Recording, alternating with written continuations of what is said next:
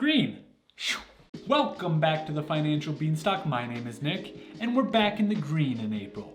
At this rate, we're flipping between red and green every 2 months, with January and February being in the red, and March and April being in the green.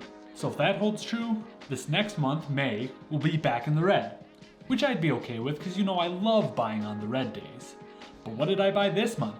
Let's get into it with the stocks I bought.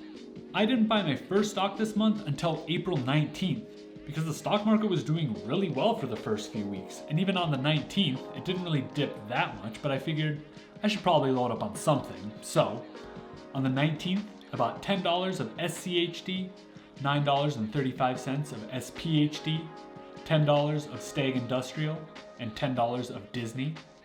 On the 20th, I bought $10 of Altria Group. On the 22nd, I bought $5 of SCHD, $5 of VYM, $5 of Microsoft. Then on the 30th, I bought $10 of SCHD, $15 of Apple, $5 of Visa, $5 of 3M, and $5 of Johnson & Johnson. And I also bought some stocks on Fidelity Spire, which is Fidelity's app that I'm planning on moving my dividend portfolio over to. So, on the 13th, I bought a full share of SCHD for $73.89. Then on the 19th, I bought $9.98 of more SCHD. So in total, I bought $188.22 of stocks this month. $188.22? That seems kind of low. I'll explain why I didn't buy that much this month at the end. So on to the DIG, the dividends I got. On the 2nd, I bought $1. On the 2nd, I got $1.26 from Coca Cola.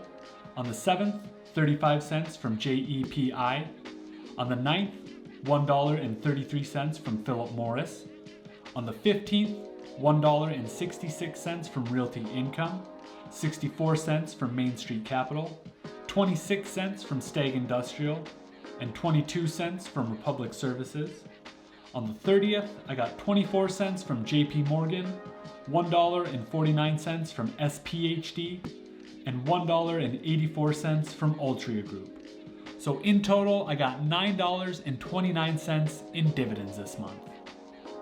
Couldn't quite break $10. So overall, like I said, a pretty slow month as far as buying stocks went because the market was doing really well those first few weeks of April. It just kind of slowly climbed every single day until the 19th when it dropped a little bit. And even then, it only dropped a little bit. But I figured I should buy something so if this keeps happening and the stock market continues to go up, like it normally does, I don't completely miss out on these gains. Not only that, I'm not investing as much into stocks currently because I have a lot of house projects. So the money that I would normally budget for stocks, I put that money towards some of these house projects because I figured I should probably add another house update video because I haven't really done one of those in a while. So the majority of the money that I did invest this month came from my cash position rather than the money that I would budget for my day job. We all know that cash is trash right now, but I do think it's a good idea to have a decent cash position in case we get another March of 2020, because I didn't have that much cash back then, so I couldn't invest quite as much as I would have liked to. And I likely missed out on some gains in one of the craziest years of the stock market that we'll see in a while. I'm not FOMOing, you're FOMOing. Common sense, according to the first result on Google, says that you should have no less than 5% of your portfolio in cash, and more prudent professionals say that you should have between 10 and 20%. Right now, I'm sitting right around 15%, which is a little bit more than I'd like to have personally. I'd like to be closer to that 10% range, so I might just buy a few shares of SCHD since that's been my go-to investment lately, since it has solid growth and a solid dividend. Or maybe I'll just buy a bunch of Doge. I'm not giving you financial advice here though. I'm just saying what I might do. I am still working on transferring my dividend portfolio from Robinhood over to Fidelity, And I think I'm going to round up all the fractional shares that I have before I do that, because like I said, fractional shares don't transfer when you go from one brokerage to the other. So I'd rather round up all those shares that I want to transfer over to a nice even share amount. They did say you could include a signed letter of instructions saying which stocks you did want to transfer and which ones you didn't want to transfer, but I feel like that would just delay the process, and I'd rather not have my money sitting in limbo with Robinhood for that to go through. There are also some stocks that I was considering selling anyway, so that's part of it as well. So I might have to include assists or stocks I sold in one of these videos in the coming months. Also, like I said, I bought my first stock on Fidelity Spire, none other than SCHD.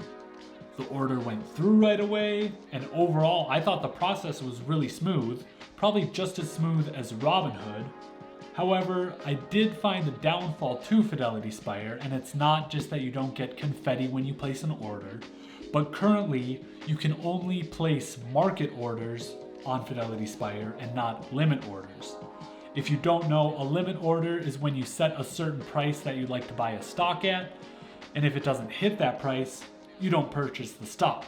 A market order just says whatever the best price you can get it at, you're willing to buy it.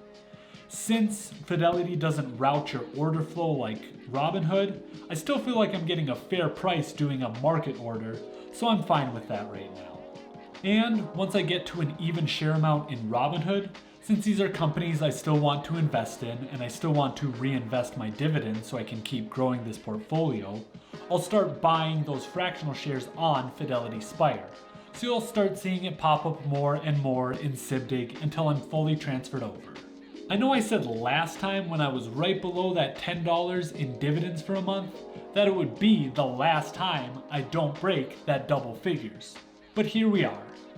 I really think that this is the lowest dividend amount that I'll receive, and I'll finally become a permanent member of the double figure dividend club.